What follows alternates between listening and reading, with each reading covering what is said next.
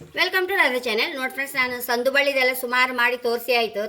ತೊವೆ ಆಯ್ಲಿ, ಒಂದು ಚಟ್ನಿ ಆಯ್ಲಿ, ಹೇಗೆ ಎಂತೆಲ್ಲ ಮಾಡಿ ತೋರಿಸಿದೆ. ಈಗ ಒಂದು ಹೊಸ ನಮೂನಿ ಒಂದು ರೊಟ್ಟಿ ಮಾಡಿ ತೋರಿಸ್ತೆ ಫ್ರೆಂಡ್ಸ್. ಇದರದ್ದೊಂದು ನೋಡಿ, ನಮಗೆ ಆರೋಗ್ಯಕ್ಕಂತೂ ಅಷ್ಟು ಒಳ್ಳೆಯದು.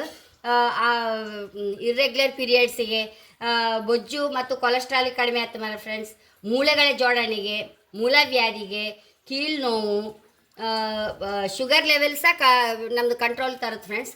ಎಷ್ಟೋ ಮೇಯ್ನ್ ಇದು ನಮ್ಗೆ ಆಯುರ್ವೇದಿಕ್ ಡಾಕ್ಟ್ರು ಕೊಡೋದು ಮೂಳೆಗಳ ಸವತೆಗೆ ಇದರದ್ದೇ ಗಂಜಿ ತಿನ್ನು ಕೇಳಿ ಫ್ರೆಂಡ್ಸ್. ಅದಲ್ಲದೆ ಇಷ್ಟು ಪ್ರಯೋಜನಗಳು ಇತ್ತಿದ್ದರಿಂದ ನಾವು ಕಾಯಿಲೆ ಬಂದ ಮೇಲೆ ಇದನ್ನು ತಿನ್ನೋಕ್ಕಿಂತ ಹಾಗಾಗಿ ಇದನ್ನು ಒಂದು ಪ್ರಾಯದಿಂದ ಒಂದು 20 ವರ್ಷದಿಂದ ಹಾಗಾಗಿ ವಾರಕ್ಕೊಂದ್ಸಲ ಇದರದ್ದು ಏನಾದ್ರು ಒಂದು ಅಡುಗೆ ಮಾಡ್ಕೊಂಡು ತಿಂತಾಯಿದ್ರೆ ಖಂಡಿತ ಆ ಪ್ರಾಬ್ಲಮ್, ಕಾಲು ನೋವಿನ ಪ್ರಾಬ್ಲಮ್, ಮೂಳೆಗಳ ಸವತ ಪ್ರಾಬ್ಲಮ್ ಬರೋದಿಲ್ಲ ಹೇಳಿ ನನ್ನ ಅನಿಸಿಕೆ ಫ್ರೆಂಡ್ಸ್. ಹಾಗೆ ಈಗ ಇದರದ್ದು ಒಂದು ರೊಟ್ಟಿ ಮಾಡಿ ತೋರಿಸ್ತೇನೆ ನೋಡಿ ಫ್ರೆಂಡ್ಸ್. ಇದನ್ನು ಫಸ್ಟ್ ನಾವು ನೋಡಿ ಹೀಗೆ ಇದರದ್ದು ಮೂಳೆಗಳಿತ್ತಲ್ಲ, ಈ ಮೂಳೆಗಳದನ್ನು ತಗೊಂಡು ಬಿಡ್ಕಿ ಹೀಗೆ ನಾರು ನೋಡಿ ಹೀಗೆ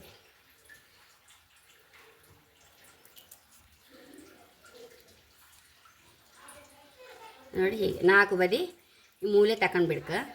ಮತ್ತು ಆದಷ್ಟು ಎಳತ್ತಾರೆ ಖಂಡಿತ ತುರ್ಕೆ ಬರೋದಿಲ್ಲ ಫ್ರೆಂಡ್ಸ್. ಸ್ವಲ್ಪ ಬೆಳೆದ್ದಾರೆ ಕೆಲವು ಸಲ ನಾವು ನಾರು ತೆಗೆದಿದ್ರೆ ತುರ್ಕೆ ಬರುತ್ತೆ.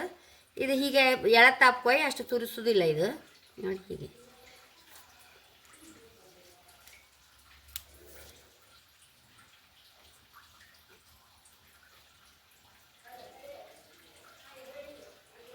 ನೋಡಿ ಫ್ರೆಂಡ್ಸ್, ಎಲ್ಲ ಹೀಗೆ ಮಾಡಿ ತೋರಿಸಿದೆಲ್ಲ ಗೊತ್ತಾಯ್ತಲ್ಲ.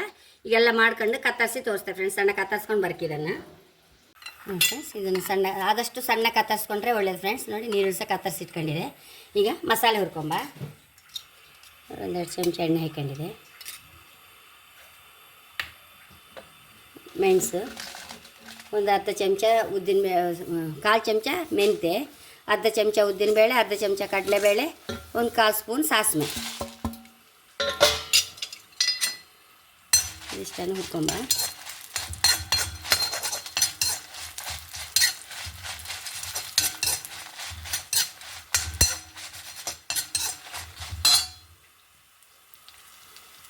ಬೇಳೆಲ್ಲ ಸಾಯ್ಕೊಂಬ.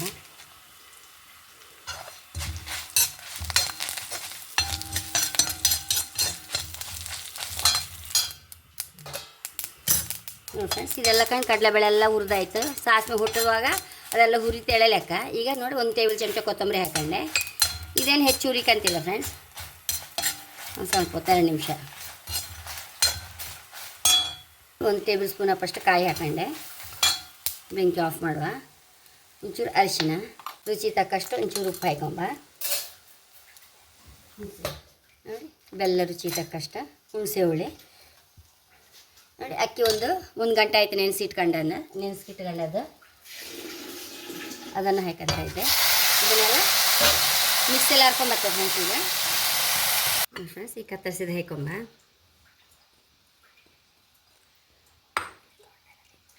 ಫ್ರೆಂಡ್ಸ್ ಇದಕ್ಕೆ ನೀರು ಸಹ ಹಾಕೊಂಬ. ಸ್ವಲ್ಪ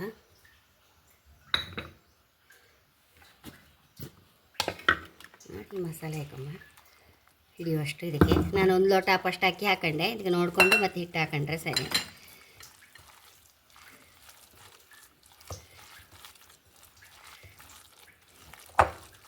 ಚೂರು ಗಟ್ಟಿ ಇತ್ತಲ್ಲ, ಒಂಚೂರು ನೀರು ಮಾಡ್ಕೊಂಬ.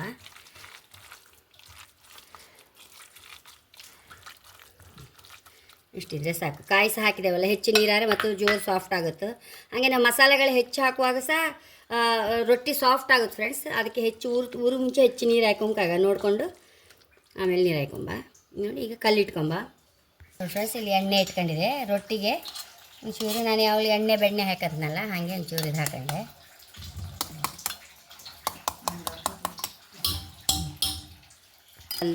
ಒಂಚೂರು ಬೆಣ್ಣೆ ಹಾಕೊಂಬ.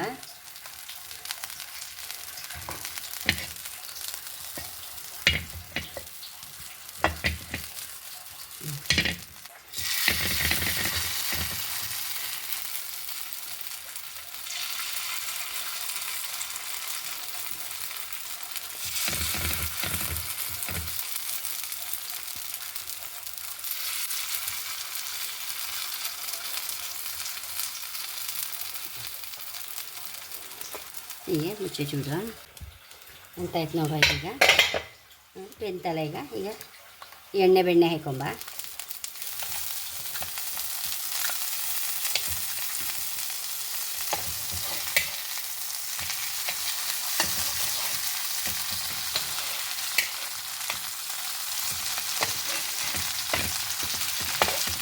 ಪುನಃ ಮುಚ್ಚಿಟ್ಬಿಡುವ.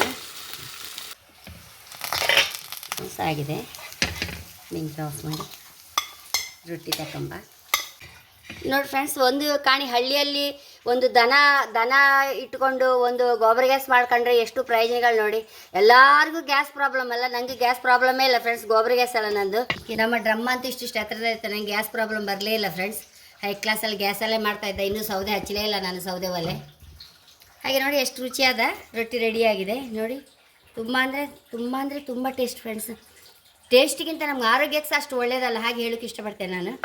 ಹಾಗೆ ನೋಡಿ, ಖಂಡಿತ ನೀವು ಸಹ ಈ ಸಂದು ಬಳ್ಳಿ ಇದ್ದರೆ ಚಟ್ನಿ ಆಯ್ಲಿ, ತೊವೆ ಆಯ್ಲಿ, ಪಲ್ಯ ಎಂಥ ಸಹ ಮಾಡ್ಬೋದು ಫ್ರೆಂಡ್ಸ್. ಹೈ ಕ್ಲಾಸ್ ಆಗುತ್ತೆ ನಮಗೆ. ಅಂದರೆ ಕಾಯಿಲೆ ಬರೋಕ್ಕಿಂತ ಅದು ಮೊದಲೇ ತಿನ್ನೋದು ಒಳ್ಳೇದು ಹೇಳಿ ನನ್ನ ಅಭಿಪ್ರಾಯ. ಯಾವಾಗಲೂ ಹಾಗಾಗಿ ತಿಂತಾಯಿದ್ರೆ ಭಾರಿ ಒಳ್ಳೇದಿದು. ನಾನು ಮತ್ತೆ ಒಂದು ಅಬ್ಸರ್ವ್ ಮಾಡಿದೆ ಫ್ರೆಂಡ್ಸ್, ಆಗಲಿಗೆಲ್ಲ ಮೊದಲು ಚಟ್ನಿ ಎಲ್ಲ ಮಾಡ್ತಿದ್ದೆ ಅಲ್ಲ, ಅದನ್ನು ಫ್ರಿಜ್ಜಲ್ಲಿ ಇಟ್ಕೊಂಡು ದಿವಸ ಚೂರು ತಿಂತಾ ಇದ್ದೆ. ಏನೋ ಒಂದು ದೇಹದೊಳಗೆ ಹೋದ್ಕೂಡಲೇ ಏನೋ ಖುಷಿ ಆಗುತ್ತೆ ಫ್ರೆಂಡ್ಸ್ ನಮಗೆ. ಖಂಡಿತ ಏನೋ ಪ್ರಯೋಜನ ಇತ್ತಿದ್ರೆ ಅದು ತುಂಬ. ಹಾಗೆ ನನ್ನ ಚಾನಲ್ ಇಷ್ಟ ಆದರೆ ಸಬ್ಸ್ಕ್ರೈಬ್ ಮಾಡಿ, ಲೈಕ್ ಮಾಡಿ, ಕಾಮೆಂಟ್ ಮಾಡೋದಂತೂ ಮರಲೇಬೇಡಿ. Thank you.